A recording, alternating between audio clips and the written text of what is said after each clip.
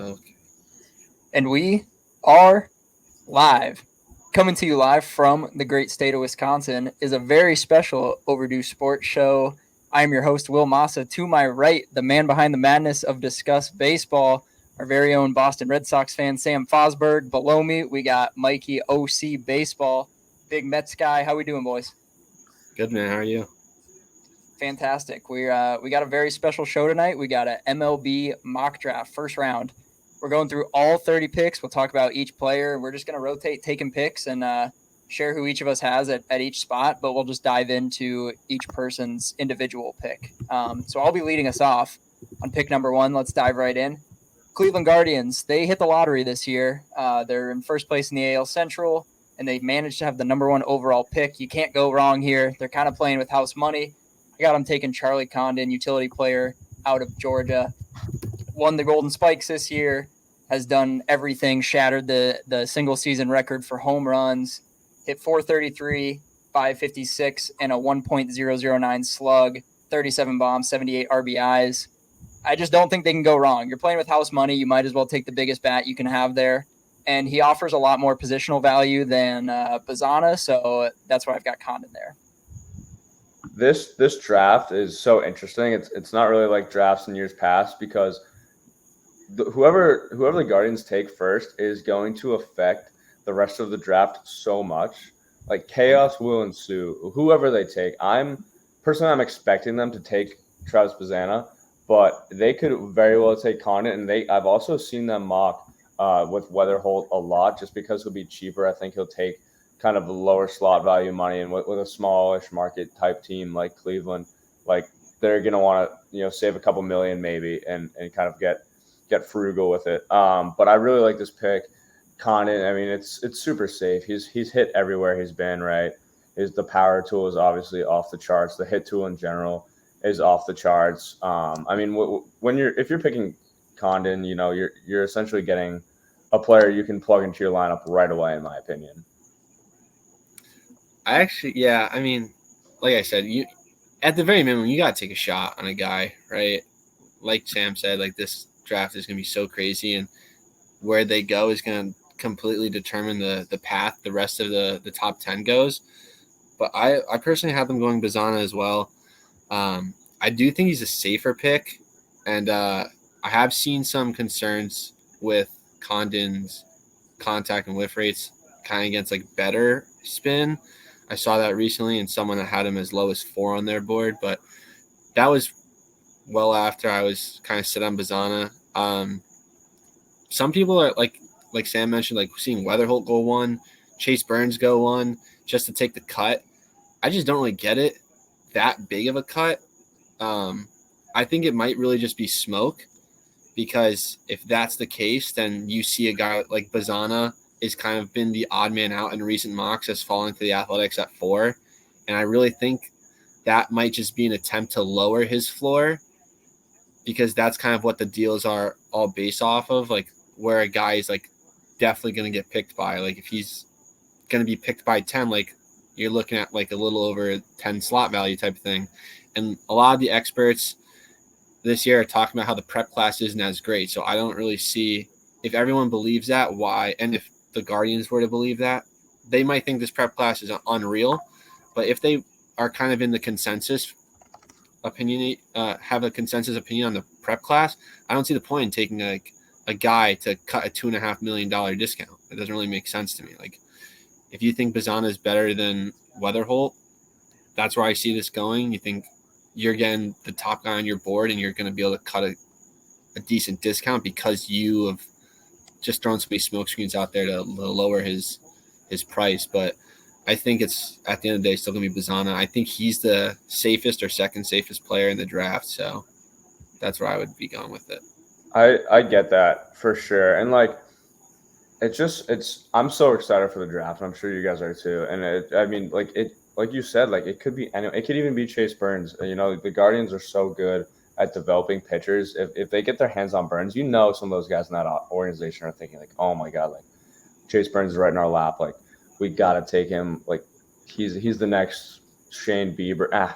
He's such a different pitcher than Bieber, but you get what I'm saying. Yeah. He's the next frontline starter. in our organization. It's such an exciting time as a baseball fan with the trade deadline and everything coming up, All-Star Weekend, all that stuff. I personally can't wait.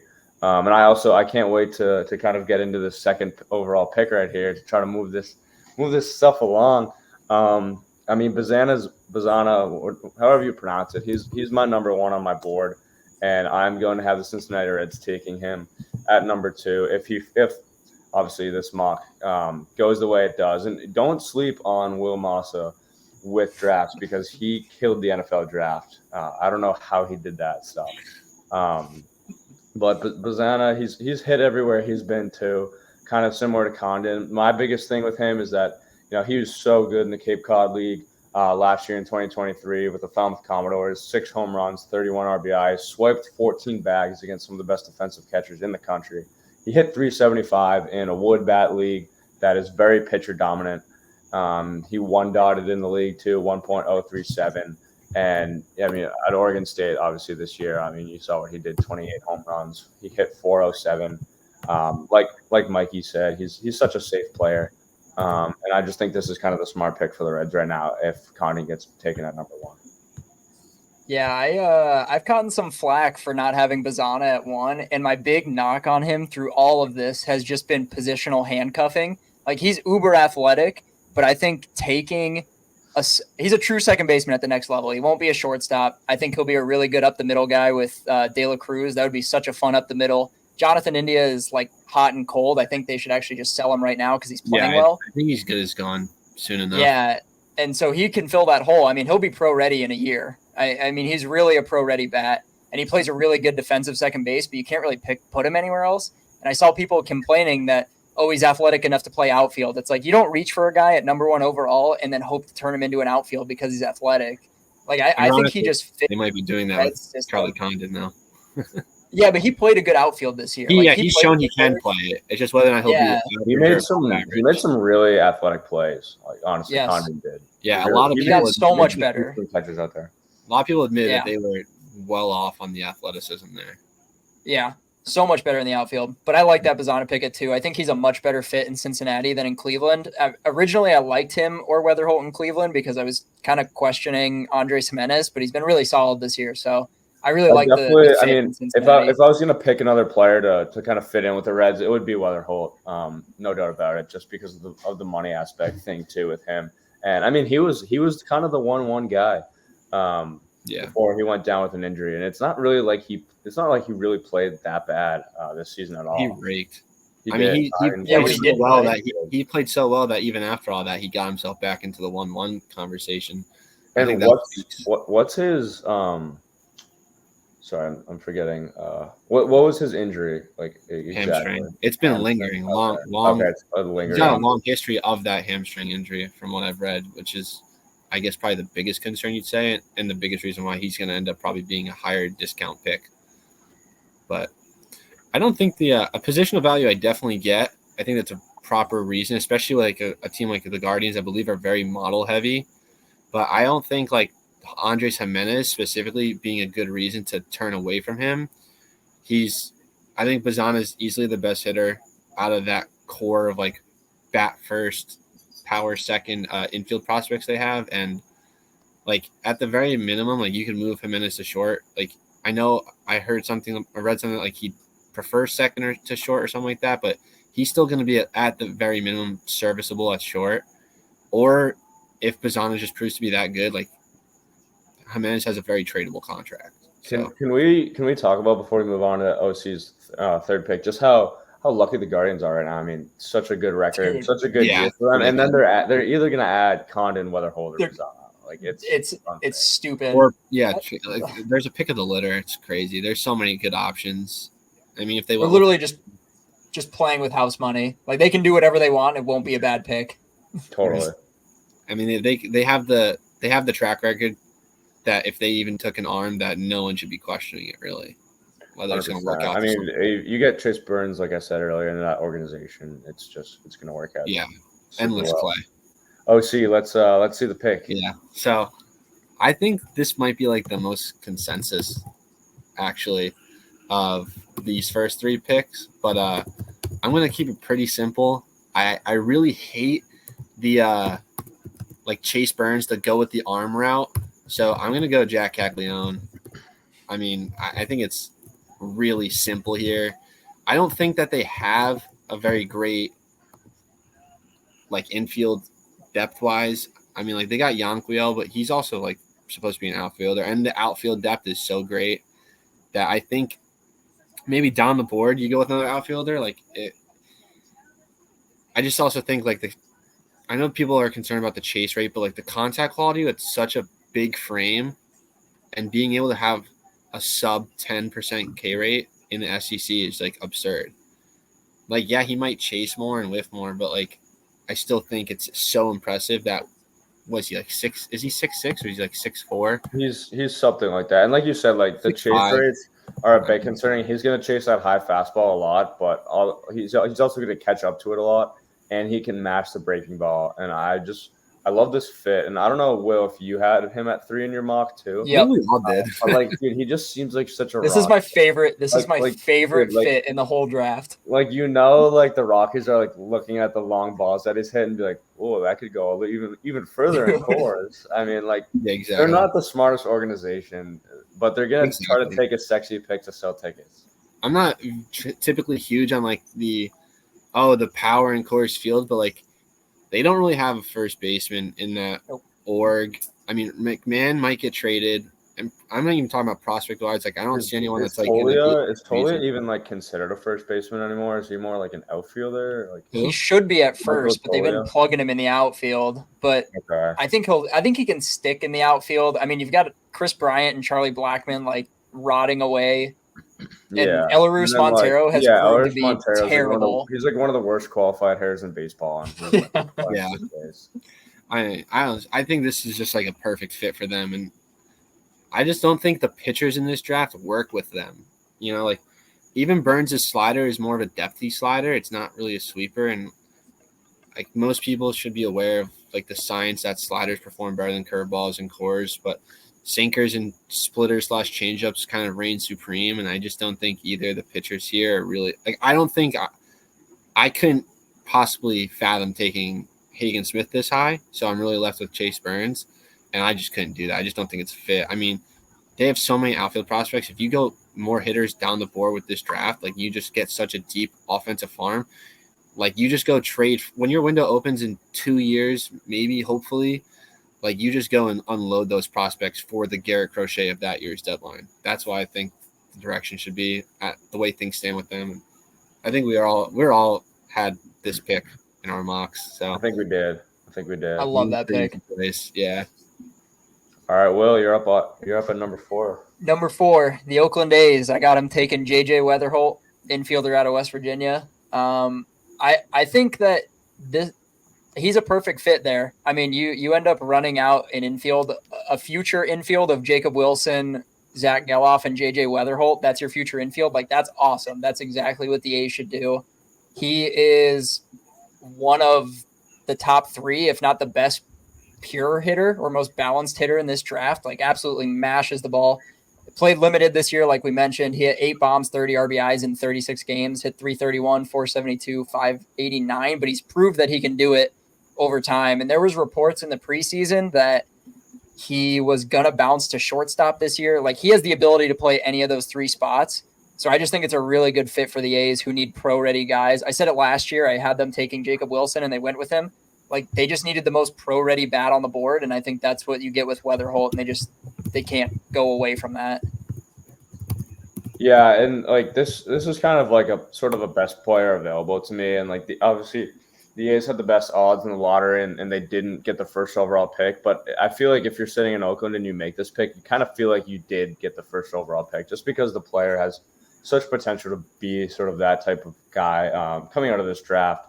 And I really like how you mentioned the infield with, Jacob Wilson, Geloff, and now you add in Weatherholt too. That's a rock steady, proven college bat infield that, yes, is going to be a little bit on the older side, but not really too much on the older side. I really like this pick a lot. I was actually anticipating a different pick, so now I'm on the clock right now, and I'm going to think over it for another minute, but I'll let OC kind of analyze his thoughts on this.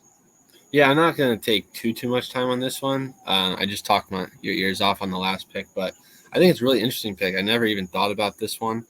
I do want to ask if you guys, if you think he can stick at short.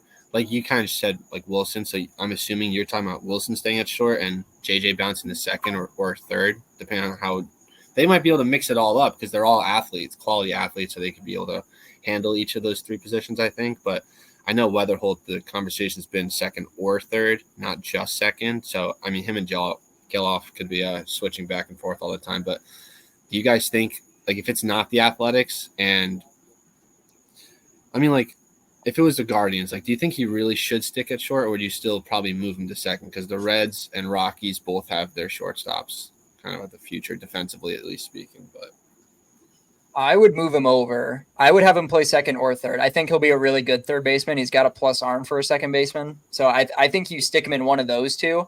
And even in the A's case, like you have Jacob Wilson that can play a good shortstop. So you don't really have to worry about him playing there. And you can kind of just stick him wherever he ends up being the best in his development. Yeah. Yeah. Like, that makes perfect sense to me, honestly. I've thought over my pick now. So I don't know how much you guys are gonna like this one, but I do have a reasoning behind it. I'm gonna have the White Sox at 5, taking Chase Burns. I was anticipating Will to go Burns for the A's, although now that I think of the Weatherholt fit in Oakland, I really love it. But this is kind of a best player available again to me. The White Sox, I think they're looking over at Pittsburgh right now, and they're thinking, man, look at Paul Skeens, like. He's turning things around in Pittsburgh literally himself. Like he's not going to drive the fandom, especially because Chase Burns is not dating Livy Dunn. I know I'm bringing that up, and it sounds stupid, but it's a real thing. No, it definitely is a real thing. It's just stupid. It's stupid, but it's a very real thing. It's dumb, but it's like a Taylor Swift and Travis Kelce type thing. And I just think Chase Burns, if you sell Crochet, you can feel good about getting another flamethrower. Yes, it's from the other side.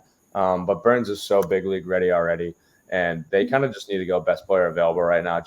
They're so depleted right now, and they're going to be even more depleted, especially if they trade Luis Robert Jr. So I feel like Chase Burns would just be a great building block to have if you're Chicago. I mean, he's going to be an ace someday, especially in the AL Central. I could totally see him dominating the AL Central for a while, and I just kind of like the fit there too.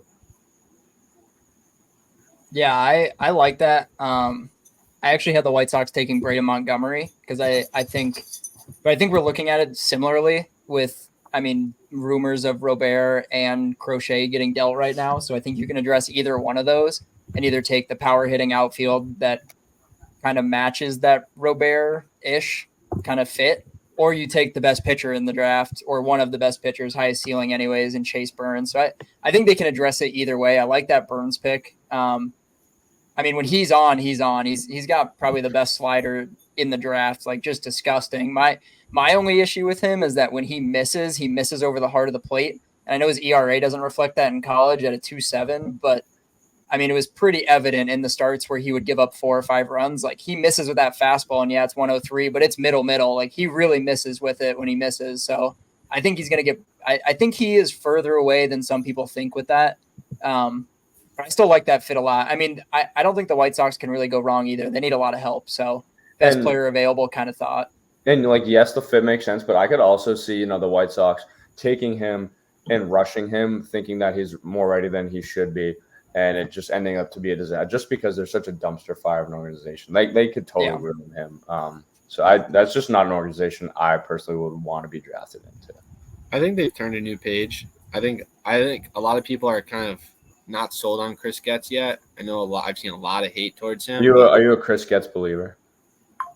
I haven't seen enough of him yet. I mean, that's anything fair to say I'm a disbeliever. Okay. Non-believer of him.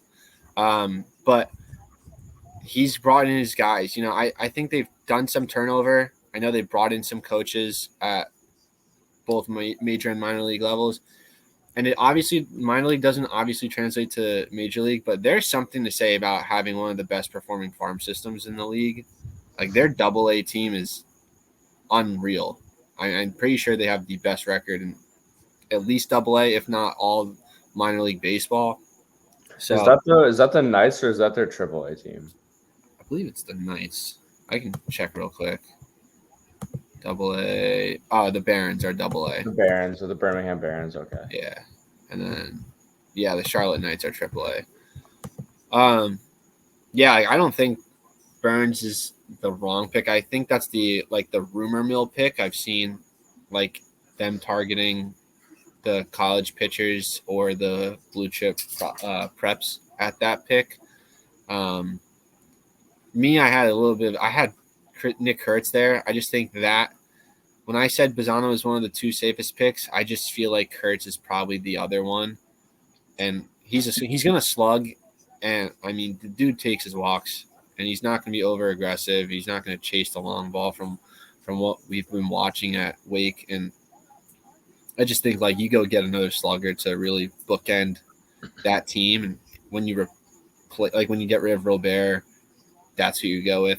And I think they have a lot of quality arms in that farm, but there's not one like Chase Burns from the right side at least. I mean, Noah Schultz is fantastic. Yeah, I feel like I don't know when Schultz is gonna be ready, but I feel like if you have a future of Burns and Schultz at the top of your rotation, you can feel pretty good about yourself. It's really hard to choose a better pairing.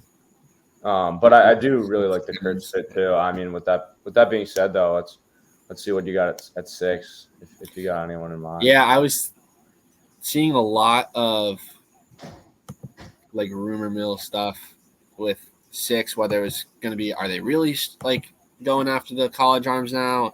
I kept still like kind of seeing back and forth. It's like they're prioritizing the arms, and then it's like they're prioritizing the blue chip prospects. This is the hardest pick in the draft, and not in the draft, in the top 10 for me to mock, in my opinion.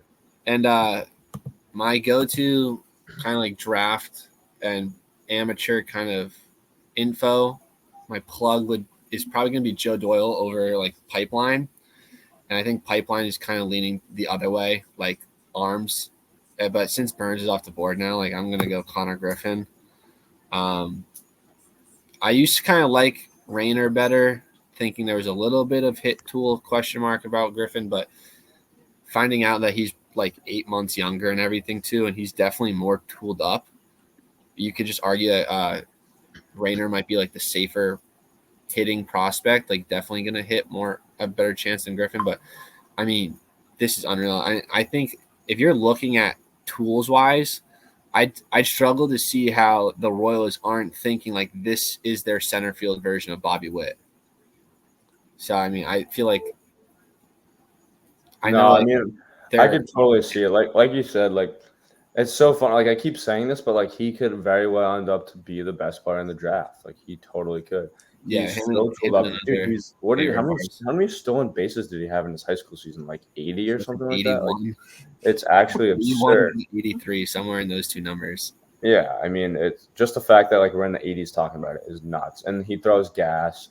Personally, I think the Royals might be thinking that since they're winning so much right now, they might think that their window is kind of opening sooner than they think. So they might go with a college player. But I mean, this makes a lot of sense to me. Like a month ago, I was seeing that this was a floor for Nick Kurtz, and I was like, okay. I mean, like I think he's better than Vinny, and if MJ were to end up at first base, like I think he's probably the better of those three. But it's also interesting to see like if you're going to chase a guy that's going to get to the MLB fairly quickly, like obviously like drafting for a need's not something you do, but if you're expecting this guy to be up within the year, like you kind of have your young controllable first baseman. So I found that interesting, but I'm sure they figure it out. And you obviously take at the top of your board regardless, but I want to pose a quick question because I don't do the prep player stuff, so I don't really have a lot to say about him. I know that he's crazy tooled up and people are projecting him to be awesome. But with the Royals winning and being in a potential wild card playoff spot, so I originally have them at Chase Burns, but if he's off the board, do you think there's a chance for Hagen Smith and they bring him up in October for the playoff push? That's kind of where my head went as soon as you. That would be really fun, and I think he might be the very most pro-ready arm in the draft. Just with the other thing that they did was that'd be shades of Brandon Finnegan. Yep, right? That's what I was going to say. Yeah, and I just read Pipeline's mock shortly before this just to make sure I had like my info from certain sources correct, and they were saying like their exec, I forget his name, like Brian something, I think. He loves like lefties and stuff like that. Yeah, they do. They love their lefty pitchers in Kansas they took City. Frank Mazzucato top 10. I don't know if that was the last time. That probably wasn't the last time they were in the top 10 because they've sucked recently, but they definitely took Mazzucato out of high school. And I know he's a high school arm compared to Smith, who's in college. But, I mean, you could argue that Smith is better than Mazzucato right now, although I know Mazzucato has had some really good games this year. Yeah, I mean, I think the stuff is better. I think there's been some question marks about like the fastball shapes with him and Kurdna. I don't know how to pronounce his name, but I think that's like something that may have stunted that development from being as quick as some people thought there. But yeah, Brian Bridges, their new scouting director, has an affinity for left-handers, according to Pipeline's latest mock on June 17th. But I'm going to stick, like I said, I'm not the biggest Hagen Smith fan. So I can't go there at 6. And I feel like that leaves a cookie for Will at 7. Does. I think getting. So. That's what I was thinking too. That's where I'm going with the Cardinals. Hagen Smith, that's where I had him in my mock anyways. I had him at 7. I actually had the Royals taking Burns. I think Burns has the higher ceiling, but Sam already mentioned it. I think Smith is the most pro-ready arm in the 2024 class. He just set the NCAA single-season record for K per 9 with 17.3. And we saw a huge jump in his velo from 2023 to 2024. He was like 92, 93 in 2023 and was still really solid. He runs it up damn near to triple digits now. I mean, his stuff is just electric. The Cardinals pitching staff is aging out. I know Lance Lynn has good numbers, and you got these older guys. Even Sonny Gray is still really good, but he's getting older. I think it just makes sense to take a pro-ready arm, refine him a little bit. And if he ends up profiling as a reliever better, then you have him and Ryan Helsley at the back end, and you're looking really good to close out a lot of close games. So that I think that's a great spot. Or you have your Ryan Helsley replacement. If they were or you have your Ryan Helsley replacement. Yeah, absolutely. No, I mean, the fit makes too much sense.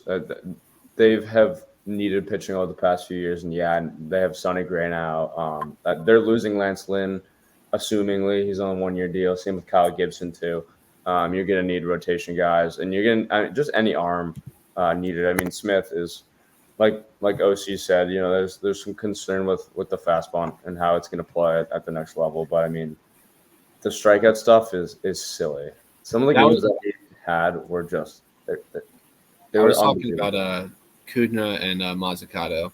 I don't know about Smith, but did either of you guys watch Lance Brzezowski's video from today about Hagen Smith and Chase Burns? Mm-hmm. If you guys viewers, you two, anyone that hasn't seen it, go check it out. It's a great video. I'm just not completely sold on the starter arsenal with him, and just not an arm in the first round kind of person anymore to begin with. But like Chase Burns is maybe savage if depending on how your personal board looks. I just don't think I'd go Hagen Smith very early. I would have to take a lot, and I think there's a lot of great college bats here to the point where I wouldn't go pitcher. I could see it. I mean, it makes sense. I know you're a Kurtz guy, and I'm just going to submit my ace pick right now. It just makes a lot of sense for me for the Angels if Kurtz was available at this time to take him. Track record, Zach Neto, college bat, they called him up. They wanted immediate production. Nolan Shanaway, college bat, called him up. They wanted immediate production. I think Nick Kurtz is no different. If you land Nick Kurtz right now, Shanaway, they just kind of spent the first round pick on the first baseman. You can kind of move him around a bit. He's athletic enough where I think he could roam a corner outfield spot. I'm trying to remember if when I was with Hyannis 2 summers ago, because Shanaway was on that team. I'm trying to remember if we played him in the corner spot. We might have a game or two. But Kurtz is a first baseman. You could DH him too. They currently have Willie Calhoun as their DH on Fangraphs roster resource. So I mean, this team needs all the help they can get. And with a track record, like taking the college bat and wanting to get that production sort of right away and sort of try to jumpstart this semi rebuild that they can't really seem to kind of go all in on, like you saw last year with the deadline. I just think Kurtz is so safe, like OC was saying. He's gonna slug, and the Angels are gonna need another college ready bat. I have my opinions on this Angels pick. That when I messaged you guys, like right when the Joe Doyle mock draft 6.0 came out, and I said like there was a couple things he stole that I've been like waiting to say for not stole obviously, but a couple things he said that I felt very positively about for the last couple months. There's two of them, and it's the 8th and 9th pick here. But the Angels, it's not like annoying me, and I don't want to be like disrespectful for anyone that thinks this is like what they're going to do, but I cannot stand they're just going to take like the fastest guy in the draft. Like they were doing that because they needed to win. Shohei Ohtani is gone. They don't need to be necessarily need to be competitive right now in order to re-sign him. And that's pretty much like what the intentions were. Like you gotta get youth and you gotta get talent up to the MLB quick because we don't have any of that. And if we don't get it soon, Shohei's gonna leave. He's gone. It's over. And it's not even like Perry's Nyson's gonna do that again because he's gonna try and do it again to keep his job. Like they're already like pretty much confirmed to be sellers. They're trading the goods away this year. Like there's not a competitive window for 2024. So I'm like all against like the safest pick. Like I'm not saying it's Nick Kurtz, but just look quickly at like the top draft prospects. Like shit, I don't know, like who, like the Christian Moore or something like that, or just someone down the board. There's not really like a player like that, I don't think. Or like let's say Ryan Waldschmidt or something like that, right? Like I think that's ludicrous to say that. They might take a discount just to, like maximize their pool and get the best talent throughout the first. Christian Moore could absolutely be a discount if you want to go that route. And I get your point. They were trying to win with Shohei and a healthy Trout. It's going to be interesting to see where they go. Do they still believe in this philosophy where we want to call guys up as soon as we can and just keep taking college bats, or like you're trying to say, obviously, where Perry is like, we're kind of screwed either way right now. Like let's just plan for say 2026, 2027. Even the best players you can possibly get, and they didn't do that with Neto and Shanuel. No, they didn't. Neto was great. I'm a big fan. I was a big fan of both of them. Finding out that after the fact that Shanuel couldn't hit the ball hard with a wood bat was really demoralizing. But his wood exit velocities are. I mean, he's still hit his fair share of home runs this season because he makes such good swing decisions. But it's also park too. Park related. It is. There's like I think I looked at it because I think it was brought up on MLB Network or something, but there's like 6 parks in the MLB, Angel Stadium included, where he'd have as many home runs as he does, and all of the rest of them, the other 24 stands, it's like I think maybe one of them has 7. The rest are 6 or lower. Damn. But I have a very good friend of mine that's an Angels fan. I told him that they need to just run with the Stephen Kwan treatment. Dude, swing harder, miss more. Like he's got like 3rd percentile bat speed. He does. No, he does. It's brutal. He doesn't have the like, quick there's something to work with there.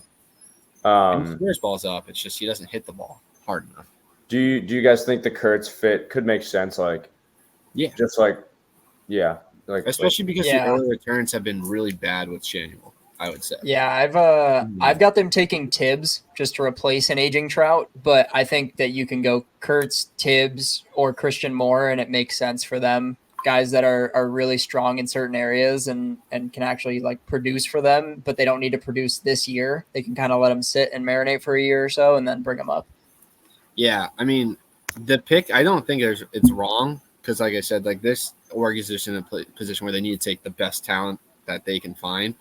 It just kind of messes me up now for my next pick because, like, there's a player on the board that I would have liked to take at 6, but like the industry has been talking about with the Royals is just too strongly for me to pivot there. But I would just be going Braden Montgomery for the Angels. And I think I personally don't think like the injury should really like impact the draft stock, but that's how it works.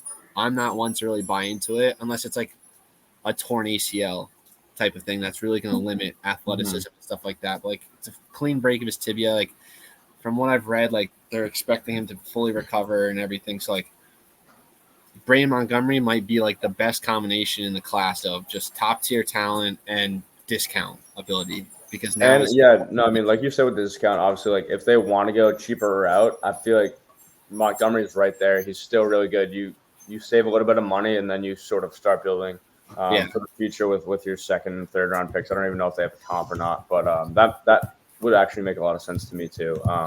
Sorry if I screwed you with Kurtz to Pittsburgh. No, I wasn't going to take Kurtz, Okay. but just Braden Montgomery being available now That makes is a me really steal. question. Yeah, that's a steal at 9 if he drops that low. Like I have I'm them taking I'm high Kurtz, on but Montgomery. I really I am. am too. I had him at 4 even after the injury. I just think the talent. I have him at 5. So good. I 100% agree. That injury isn't stock killing, and it shouldn't be looked like that. I think it just makes I think a that's a good spot. discount. I think Yeah. I think Data Prospects, the guy on Twitter, Data Prospects, if you're listening to this right now, we're big fans. He has Montgomery at 2, which is the three of us are very big fans of him, Joe Doyle, a few other people. So we definitely are looking at what you guys are doing on Twitter and beyond. OC, who you got at 9? I originally had James Tibbs, and that was the other thing that Joe Doyle's mock kind of spoiled for me. I love the James Tibbs fit. Cut a deal. I think he's one of the best pure just overall hitters. The positional value, I think with this Pirates team, like you kind of figure that part out later. Like you can just throw him in the outfield. He might not be great, but he's not going to not hit. And Brian Reynolds, I've never been a huge fan of, but like you need another outfielder that can impact the ball there, and that would go a long way. But neither him or Montgomery are coming up this year, so I got to go with Braden Montgomery. I think it's kind of criminal that he's falling this far despite the leg injury. And I think because of that, his floor is lower, so they're going to be able to kind of cut a discount with him anyway. And I don't think anyone is going to choose James Tibbs over Braden Montgomery for the same price. Let's put it that way. Yeah, 100% agree. Yeah, I think we all have him higher than at 9 in our individual mocks. So, it really is a steal dropping there. I think if you're Pittsburgh, and obviously injuries aside, if you're walking away from this draft, or at least just from day one of the draft, and you have Braden Montgomery, you are absolutely thrilled. Yeah. At 9. Let's say if you walk away at 9 with Braden Montgomery, you probably feel like you won the lottery.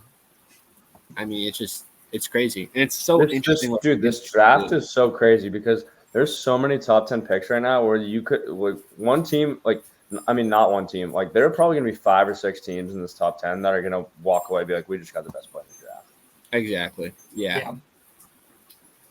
All right, moving over to 10, and he's still on the board. We kind of alluded to it for the Washington Nationals. My original mock has Christian Moore here, but since he's fallen, I got to go James Tibbs. We already talked about he's going to hit no matter what. He drove in 95 runs this year, and he still walks a lot. He's got good decision-making. He had 58 walks to 37 Ks this year. He was one of the best, if not the best hitter in that Florida State lineup that was super dangerous this year. Not huge on his defense ability, but it's not bad by any means. You can definitely stick him in a corner spot in the outfield, and he'll be perfectly fine. I mean, when you look at their pipeline too, you got Dylan Cruz in center presumably, and you can stick Tibbs in one of the corners and kind of just take it for what it is. And then you have, near an 80 grade hit guy in Cruz, and then you pick up Tibbs, who's just going to mash at this level in a couple of years. I think he's about as pro ready as they come in this draft too. I'm just picturing an outfield with Dylan Cruz, James Tibbs, and James Wood. I mean, that's nuts. That is so fun. I'm kind of confused at James Wood playing left field instead of right field, to be honest.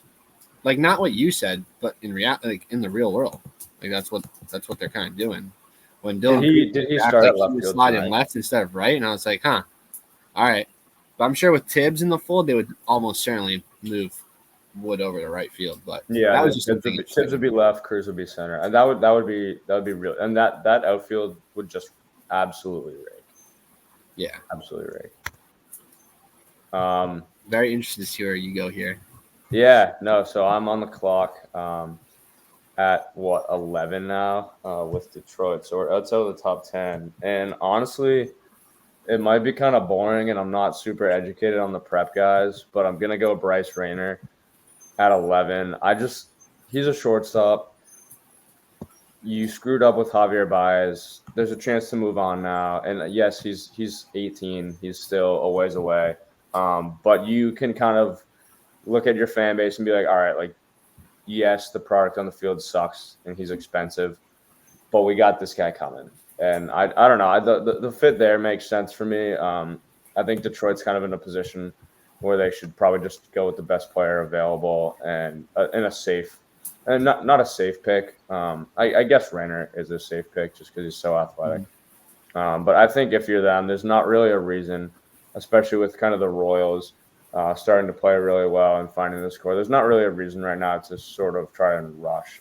Yes, because they haven't been competitive for a while, but they're kind of jammed at the bottom of the AL Central right now, and Rainer's going to help them out.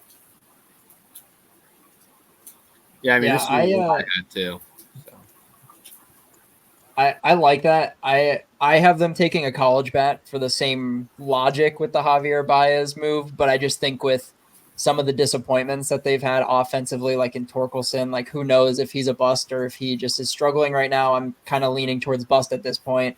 I initially had them at Cam Smith or Christian Moore, depending on who would be available there, just because they're more proven than a prep guy, but totally understand the logic. You definitely are going to have to replace Baez, so it makes 100% sense. Yeah, and honestly, like I was thinking if I was going to go college bat, I was thinking either Cam Smith or Seaver King, even just because Seaver King can play a better shortstop than those guys. Yeah. I don't even know if really Moore and Smith are capable of playing really even an average shortstop. But I'm happy with how this pick has gone, and it's not sexy. I can't really get behind. To you, it's sexy. I think so. I mean, I love Bryce Rainer. I think he is like a top 10 player in the class. I just think go a little more in depth on him because I don't think me and Will are as educated as the prep guys as you are. I'm not super either, but I just love the athleticism. 6'3", 195, I think. It just feels like there's just a lot to dream on. And he's so athletic and effortless in his kind of just like, I think as some might put it, like his gait. But yeah, 6'3", 195.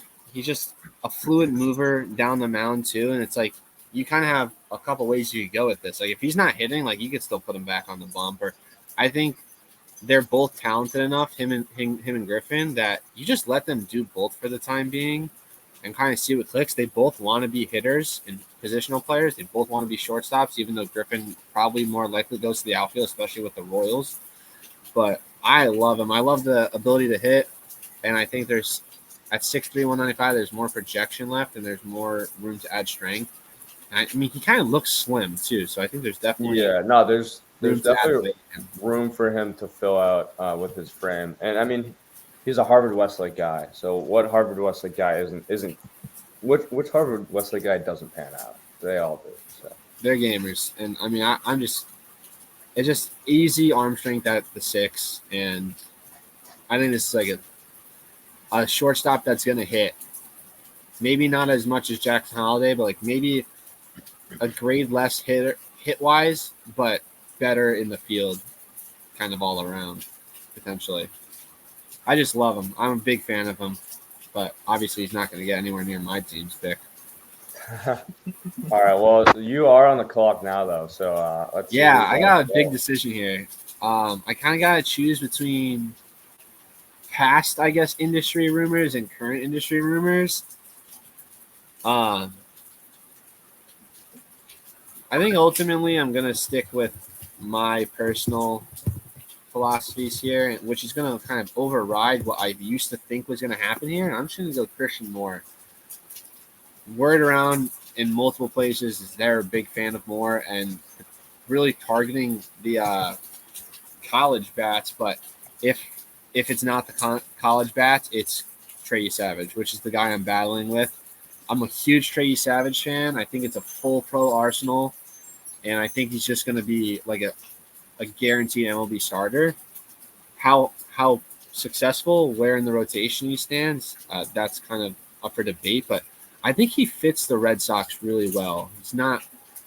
He's got a full arsenal: splitter, cutter, slider, curveball. I think fastball. It's a good fastball too. Like, kind of fits what the Red Sox are doing, just getting away from four seamers and just really spinning guys to death. And I think the splitter is just going to be lethal. So I'm ultimately choosing against that, going with Christian Moore, who's just been an absolute dog in the college scene this year. Anyone who's watching college ball doesn't really need an introduction to him.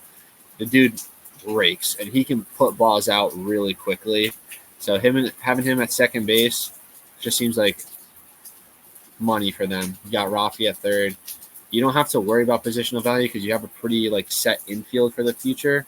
Whether you have Marcelo Mayer or you draft another shortstop in the future, or you just go and sign a guy, you don't really have to worry about it here with positional value. So Yeah, no, I mean, I'm gonna chime in on this one just because I'm a Red Sox fan, and I could easily see him just kind of sleepwalking to a 2020 season in some of his first years. Not stolen base wise, 20 home runs, 20 doubles, just using that monster to his advantage. And I really like how they don't really have to worry about putting him at third. He's a below average defender. I saw him defend him. He's also on the Hyannis Harbor Hawks, the Cape League team that I'm covering now, and I covered 2 years ago.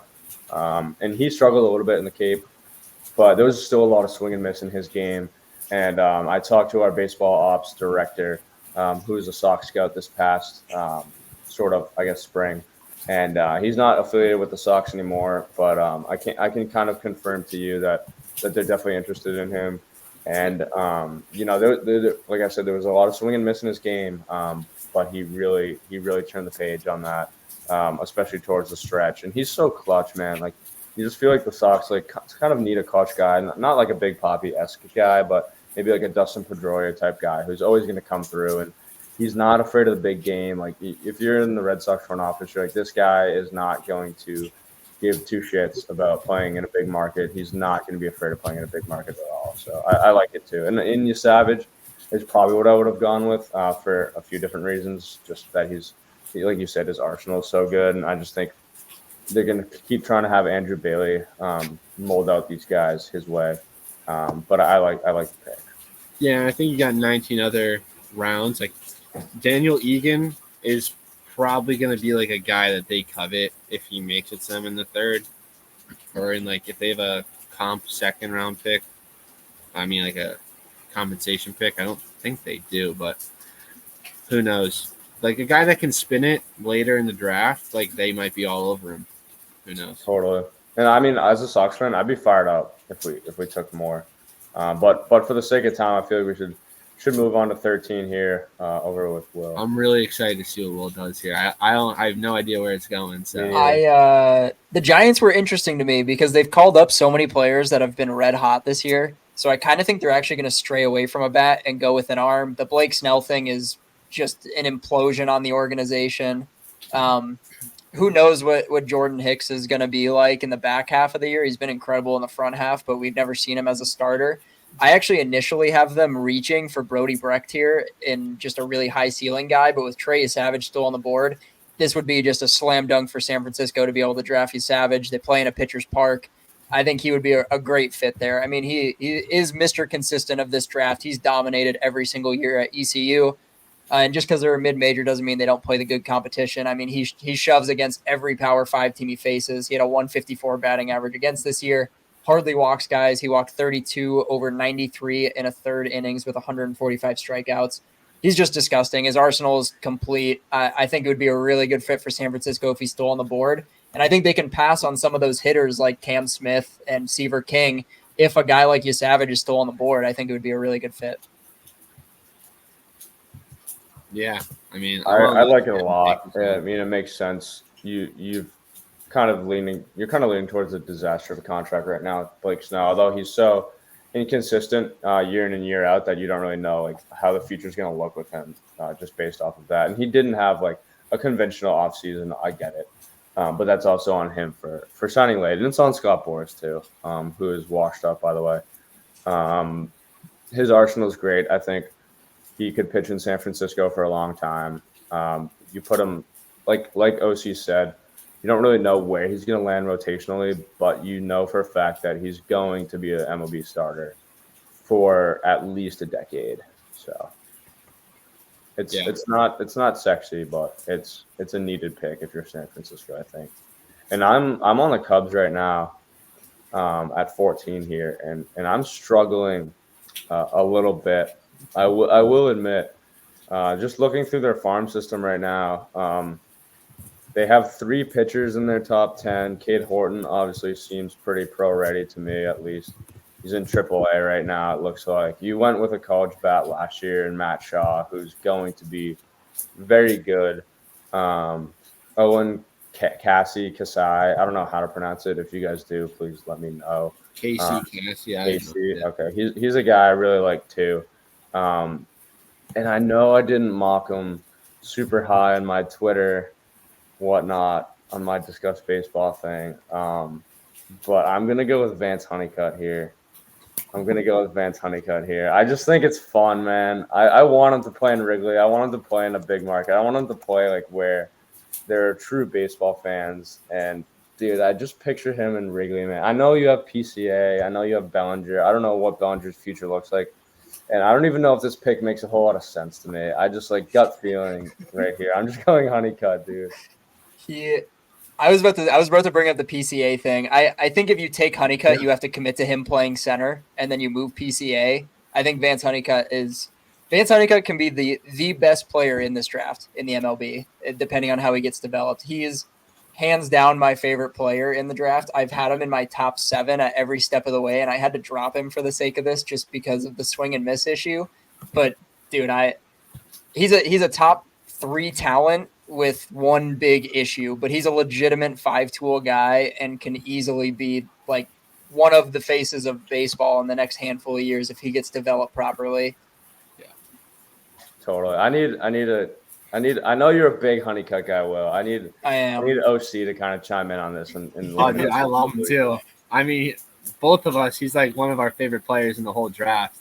I mean, I remember thinking, like back when the lottery happened, like as like holding 7th best odds as a Mets fan, I was like, just get us one. I need Vance Honeycutt patrolling center field for us. Like, I've been on him for so long, and like he raked, dude. He didn't, even with all that, like he still hit the hell out of the ball, and it's like I'm a huge fan. I think it's really interesting because we're talking about like the fit with PCA, but like go look at their whole farm. Like they got tooled up, tall, lean, athletic outfielders up and down the board. I mean, Kevin Alcantara, another prospect I love, and if any like Pete Alonso Cubs trade were to gonna happen, I've been saying it starts with Kevin Alcantara along with probably another highly thought of prospect. But I think it's fine because they're not all guarantees. Like Pete Crow Armstrong is still really young, but he hasn't like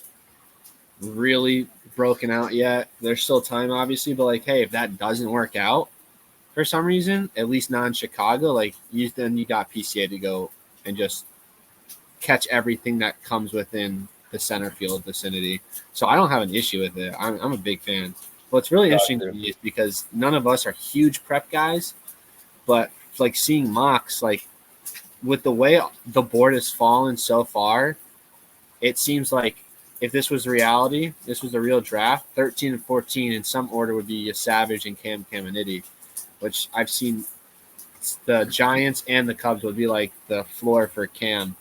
So he's like the best prep arm. So it's interesting. I think he'll end up falling just because none of us are too big on the prep side, and me specifically not as big on just taking arms in the first round, but he'll have a suitor pretty soon, and sure. And Caminiti was the guy I was flip-flopping between here. It would just make a lot of sense. Steele would probably be aged out by the time he gets there. Who knows? Maybe you trade him at that time or whatever. Maybe he's just not who he is right now. He's probably not going to be who he is right now. No pitcher who they're going to be in 5 years. I just think the risk is it's so risky, but like the reward, I could totally see the Cubs just like sitting there being like, man, like fuck it. Let's take exactly. it. And again, they have the depth. They have the best, arguably probably a consensus top 2 farm in the game where they can take that luxury. 100%. 100%. All right, we're gonna hit the halfway point with OC's next pick right here. Yeah, kind of funny. We said we're not really big prep guys, but I think this has been a big fit in the industry, and I just love the player too. As little as I know about prep guys, like I still just love Theo Gillen to the Mariners at 15. I think that seems like the pick that's kind of widely been discussed. in the industry, and you see on a lot of mock drafts, and me picking at 15, that's what it's going to be as well. That's why I had my too early mock draft.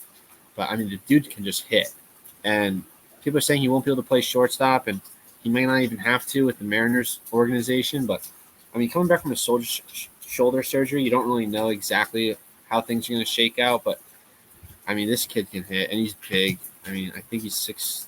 He's at least 6'2". He's 6'2", 195. Just kind of a polished baseball player.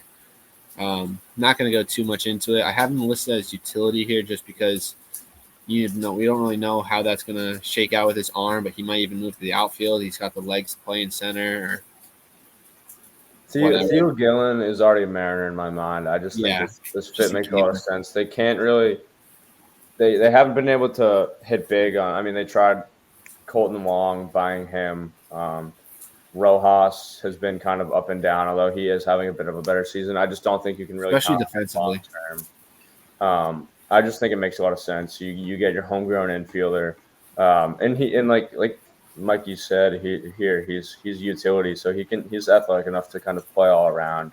He is just a really polished baseball player, and I don't know too much about him other than just eye testing, swings, and stuff like that. But I don't know what it is about the vibes, but I just kind of have him locked in at Seattle in my mind. I like it.